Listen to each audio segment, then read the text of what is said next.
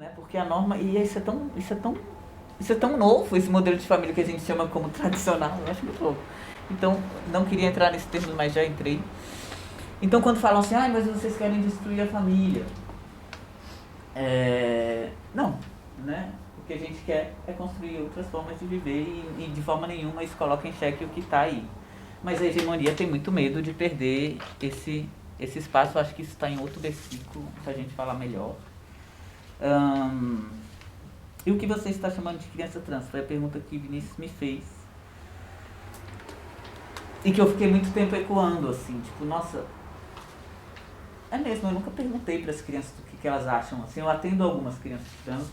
Esse caso que vocês receberam no papelzinho, dessa professora que adotou uma criança, a jornalista quis me entrevistar, eu falei ok, apesar de eu ter muita birra com entrevistas, porque é um caso muito delicado, mas eu sou psicólogo dessa criança. Eu falei, eu posso falar como psicólogo, mas não psicólogo da criança. Então eu tenho algumas falas minhas aí. Acho que foi uma reportagem relativamente boa.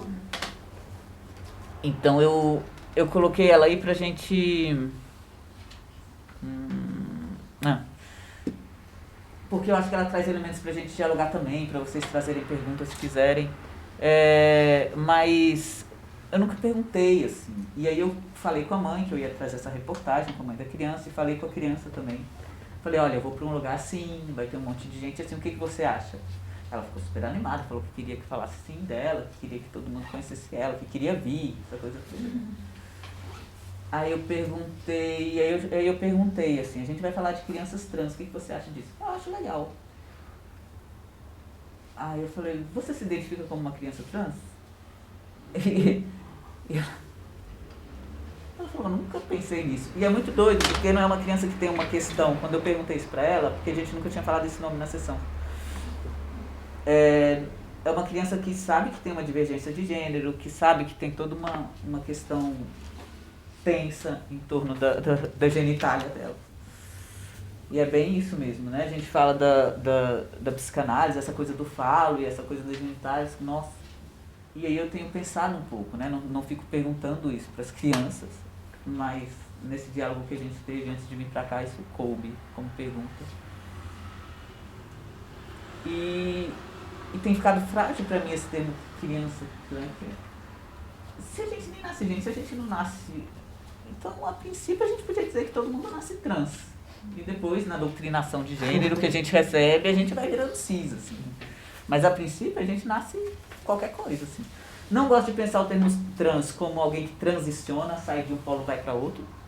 Esse não é uma lógica que eu acho saudável, inclusive. Eu gosto de pensar uma pessoa trans como uma pessoa que transcende a lógica binária de gênero, transcende a lógica cisnormativa de gênero. Então, como eu falei, de vez em quando eu vou ficar falando por que a criança trans não está no título. Versículo 7. Se você quer ler, Vinícius, você riu, você vai ler. Nos últimos dias, línguas de fogo não binárias surgirão dos céus. Linguagem neutra? Sem marcação de gênero, mas marca o não gênero, a não binariedade. Portanto, não é neutra. A língua, expressão social, precisa dar conta da vida vivida e a vida é dinâmica e movente. Acho que aqui eu trago algumas provocações sobre linguagem neutra e eu imagino que é todo esse movimento de quebrar a binaridade de gênero também na linguagem. Até porque a gente não pode pensar na linguagem como esse lugar rígido. E a gente escuta, assim, Leandro é da educação, então o Ive também, que é minha companheira. A gente conversa muito sobre isso, como os professores nas escolas de português, os professores de português ficam loucos, assim, nossa, mas vocês não podem fazer isso com a língua. A língua é uma coisa... Gente, não, tudo bem, vocês querem ser isso aí, mas aí avacalhar com português não dá, assim. E acho que se não for pra avacalhar com português, eu nem saio de casa. E eu fico pensando na potência que tem as palavras e como elas jogam, como elas... imagino que vocês conheçam a Linda Quebrada por causa do BBB, mas ela tem umas produções de antes do BBB que ela faz muito bem, amigue, né, no final de algumas palavras, e tem todo um estudo ainda. E tem muita gente estudando sobre isso, como reorganizar a linguagem para inserir alguns termos e tal. E eu ainda acho super sutil, quando eu vejo os estudos, eu acho sutil, tem umas palavras que só mudam o finalzinho da letra. Eu fico, gente, bora quebrar tudo, manda essas palavras tudo pra lá, cria outras, corta essa no meio, só o final, deixa só ficar esse final. Então ainda é sutil. E a sensação que eu tenho, inclusive enquanto pessoa trans, e sei de outras pessoas trans que compartilham desse sentimento, é que é difícil explicar, às vezes, a nossa existência nessa língua. Eu já ouvi isso muitas vezes, fui só falar, eu o quê? Embolei as palavras, tá vendo? Eu já ouvi isso muitas vezes, de pessoas trans dizendo, nossa, fui na terapia, eu fui no médico, e eu me fazer perguntas sobre hormonização, ou sobre como eu estava me sentindo, eu dizia, não tem palavra para dizer. Porque a palavra é organizada a partir da cisnorma, a palavra, né? A linguagem, essa língua que a gente vive, é organizada a partir desse modelo de cultura. E a língua vai mudando a partir do momento em que a cultura também vai se transformando, né? Hoje a gente chama você, sei lá, alguns anos atrás, centenas de anos atrás, a gente não falava você, a gente falava vós me ser. Então muitas palavras se transformaram, a gente podia ficar achando um monte de termo aqui que se transformaram. Mas por que quando chega nesse lugar, né, tão delicado do gênero, ou das normativas sociais, estéticas, padrão, sei lá o que é, a língua não pode ser tocada? Então, enfim, mas era essa provocação.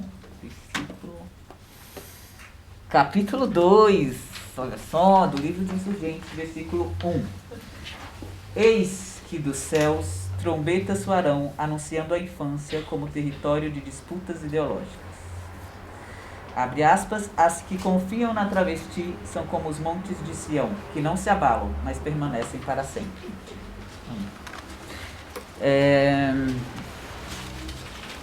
Então, nesse capítulo falaremos da ideologia de gênero, escola sem partido. Tá gravando, é? Corta.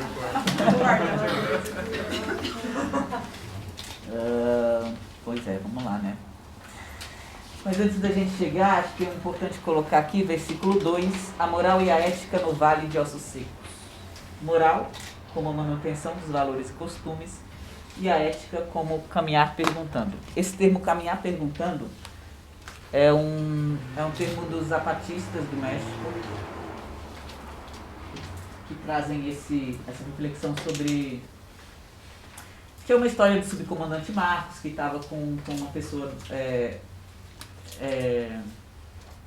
fazendo um trânsito de uma cidade para outra, em Oaxaca, de Oaxaca para outra cidade, no México, e era uma pessoa não indígena, mas que tinha um monte de ferramentas dessa de localização, bússola, e eles tinham que atravessar no meio da mata para uma outra cidade. E estou contando essa história só para situar o termo, porque eu acho ela muito boa. E eles se perderam, ficaram muitas horas perdidos, e o subcomandante Marcos subiu no monte maior, sentiu o vento, fez uns processos lá ritualísticos dele e falou, já sei, é por ali. E foram. E acharam a cidade. E esse acho que era um pesquisador. Esse pesquisador falou, cara, como é que a gente fica esse tempo todo caminhando, andando, eu me perdendo, e você só agora fez isso? Por que a gente não resolveu isso mais cedo? E ele disse, olha, se a gente não tivesse andado todos os lugares que a gente andou, se você não tivesse perdido tanto que se perdeu, a gente tivesse feito todos os questionamentos que a gente fez na trajetória, eu também não teria chegado até esse momento. E a gente precisa caminhar perguntando sempre. Não dá pra gente ter as respostas certas o tempo inteiro. Então é só para situar esse termo, e eu acho que isso diz... E essa diferença entre moral e ética é de Spinoza, acho que essa referência eu não pus no final, que diz sobre a moral desse lugar de manutenção da ordem, manutenção dos valores, de não questionamento do que está dado. O que está dado, porque sempre foi assim, sempre funcionou. O que vocês querem mudar? Né? Por que vocês estão agora Imagina, gente, se agora todo mundo quer ser qualquer um pode ser qualquer coisa, imagina, vocês vão acabar com a família. Inclusive a humanidade pode acabar, porque se os gays quiserem só casar com os gays e mulheres quiserem só casar com as mulheres, quem vai ser da humanidade? Então, as coisas têm o jeito de funcionar por algum motivo. Então, vamos deixar como tá. A ética chega num lugar que é, ok, entendi, mas por quê? Tá, tem um motivo, mas por que esse motivo? Faz sentido ainda? Né? Então, acho que a ética pelo menos a partir de Spinoza e dentro do que eu acredito, do que eu estou vivendo, né? Não é só Spinoza,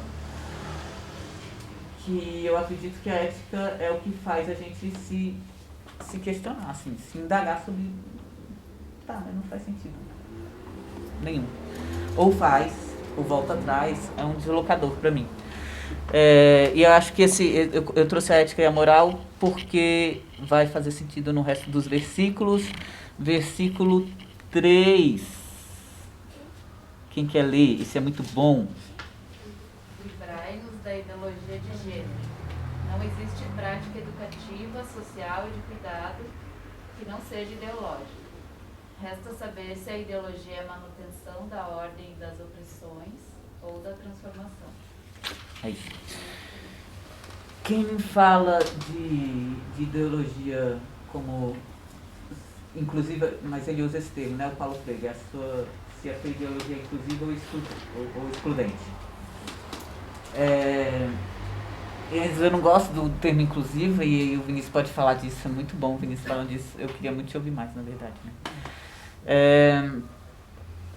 Mas quando a gente fala de ideologia de gênero, e está na moda falar de ideologia de gênero, e é um termo criado pelos conservadores, ali em 2013, quando começou todo o movimento de Brasil sem homofobia, Escola sem homofobia, que foi o chamado Kit Gay, mas que foram vários programas grandes, assim, né? E que foi, no final das contas, um desastre, assim, um desastre não, mas foi tomado de um jeito muito horrível, tanto que o ponto final desse Brasil sem homofobia é a tal da mamadeira de piroca que fez o Bolsonaro ganhar muitos votos. Mas no movimento de o Brasil sem homofobia, Escola sem homofobia, todos os conservadores ali em torno da criança, porque a criança é isso, a criança é um lugar extremamente potente, rebelde e anárquico. Então, se a gente não controla as crianças, elas vão mudar as coisas, e se mudar as coisas, fudeu. E aí nesse mesmo movimento de 2013, grupos de conservadores surgiram com isso de, olha, estão querendo fazer uma ideologia aí, estão criando uma ideologia para dizer que as crianças podem ser gays, podem ser, um menino pode ser menina, a menina pode ser menino, isso tá, a gente precisa cuidar, porque tem umas bichas aí querendo acabar com a infância. E criaram esse termo, assim, né? Que veio junto com a escola sem partido, um pouco depois. E eu acho importante a gente pensar na ideologia. O que é essas normas se não uma grande ideologia de gênero? E eu gosto muito de dar o exemplo da pessoa grávida, né? Geralmente uma mulher grávida que está com barrigão. E aí chega alguém e pergunta, é menino ou menina? Aí se ela responde, é menino, a gente fala, nossa, barrigão, vai ser um meninão, hein? Nossa, vai ser grandão, forte. Se fala, é menina, a mesma barriga. É menina, a gente fala, ai, a gente muda o timbre da voz. Ai, que fofa, vai ser uma linda, né? Vai ser uma querida, vai ser uma gracinha. Então a criança nem nasceu, nem gente e a gente já tá... A gente chá de revelação. Chá de revelação, que coisa louca, gente, é muito doido. Muito doido. Não, e aí a gente invisibiliza um monte de coisas. Primeiro que tem crianças intersexo, muitas crianças intersexo. E essa pira da cisgeneridade de dizer que tem que ser menino ou tem que ser menina é tanta que eles fazem uma cirurgia assim que possível. Assim. Se nasceu, tem uma genitália ambígua, eu estou falando de pessoas intersexo, não sei nem se vocês entendem esse termo. Que é o que antigamente era chamado de hermafrodita, que não se usa mais, hermafrodita se usa para outras espécies, não tem espécie não. Então são pessoas com genitália ambígua, ou parte de um aparelho reprodutivo e parte do outro. Assim. Só que entram nessa pira absurda de que, tá, ou faz uma neovagina, uma construção da vagina a partir do pênis, porque tem ovário e tem útero. Então é muito doido isso, né? Como se fosse uma grande questão biológica, assim. É uma questão biológica porque a nossa sociedade é desse jeito, mas não impede, assim, a pessoa não vai ter um problema de saúde, não vai poder viver, ou vai, enfim, não tem isso. Mas a pira é muito grande, então ainda tem esse chá de revelação. Eu acho muito estranho isso. Particularmente eu gosto de entender, porque a gente está dizendo que existe homem e mulher, e geralmente quando a gente pensa em pessoa trans, que bom que você falou isso, que eu lembrei dessa fala que eu acho importante, assim. A gente pensa em um homem que fez uma transição para masculino, uma mulher que fez transição para feminino. Para masculino. Enfim, eu acho esses dois termos muito confusos. E sempre pautado a partir da genitália, né? Que é uma coisa também que o Édipo adora, né? Genitália. Coisa, uau! Se você não tem aquela, você tá triste. Inveja do pênis. Vou pegar um café, você quer um café? Eu quero. E pra mim é interessante entender o gênero a partir de um espectro, assim, né? Acho que tem um espectro aí que a gente pode, e que não é linear. Também ele é meio rizomático, vai indo para todos os lugares, assim. E eu gosto de entender gênero assim, me ajuda, do que entender uma coisa e a outra só. Mas só essa fala porque você trouxe isso do chá de revelação. Eu falei, não, gente, não dá nem pra ter uns não binários no chá de revelação. É muito triste, assim. Tipo, velho, não faz sentido. É difícil até explicar. Versículo 4 do capítulo 2. A violência ou a fagocitação do divergente de gênero, de raça e de deficiência como estratégia de manutenção da norma. O que negociamos e por que negociamos? Aí falando um pouco de novo do apaziguamento, voltando para o apaziguamento, a cisnorma e esse modelo de vida e de ser gente, ele é tão frágil que para ele se manter, ele precisa de muito repertório violento, assim. Ele precisa reiterar todos os argumentos dele de que por que você tem que ser assim, por que você tem que ser assado, assim. Não é à toa que a doutrinação é constante para ser hétero, para ser cis, para homem ser macho, para mulher ser mocinha, assim, né? Então, é importante falar sobre isso. E estava conversando sobre isso com a Ivy, e ela falou de quem? Qual é a autora, Ivy?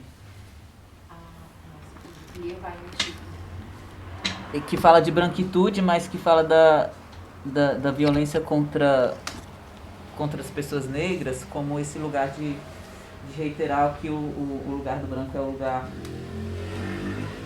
certo, né? É o lugar hegemônico também. Mas eu coloquei aqui divergente de gênero, de raça e com deficiência, porque acho que também esses aspectos, essas intersecções, elas precisam ser pensadas sempre. E eu acho delicado também, né, essa negociação, e é possível encontrar no movimento LGBT pessoas LGBTs que têm várias questões com, por exemplo, homens gays que são transfóbicos, bifobia, tudo dentro da própria comunidade LGBT. E essas intersecções, elas precisam ser pensadas tanto dentro das divergências de gênero e sexualidade, mas também de raça, e de pessoas com deficiência, assim, porque se a gente não faz essas intersecções, a gente empobrece o debate.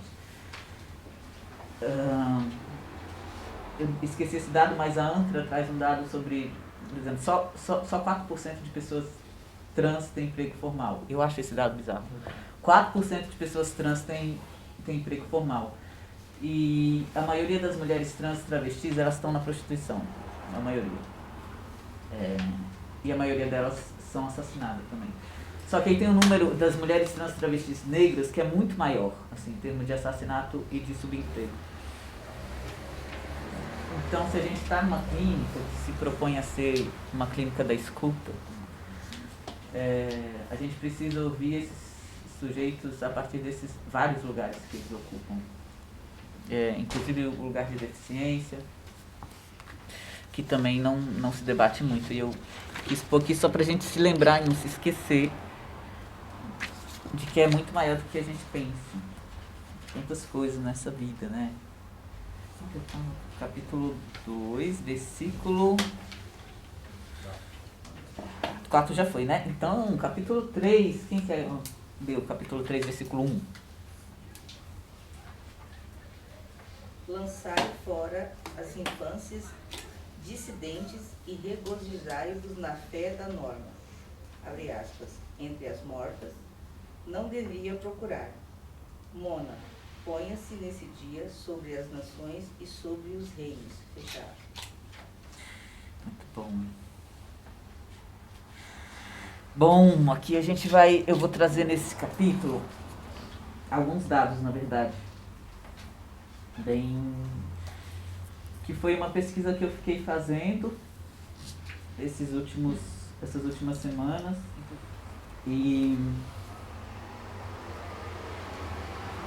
tem um apagamento muito grande do que é uma infância dissidente de gênero, que a gente está colocando como criança trans, e eu acho importante talvez usar esse termo, e eu uso esse termo nos relatórios que eu entreguei, porque é um termo que dialoga, né? Não dá para eu entrar com esse discurso de, nossa... Então também a estratégia é sobre isso, de quando é que eu vou poder usar o costume, quando é que eu vou pôr um sapatênis. Aí, gente, não foi uma provocação, quem usa sapatênis, não vou olhar pro pé de ninguém, né? Mas assim, sei lá, um escarpão. Homens usam escarpão? Homens não usam escarpão? Por que homens não podem usar escarpão? É desconfortável. Poxa,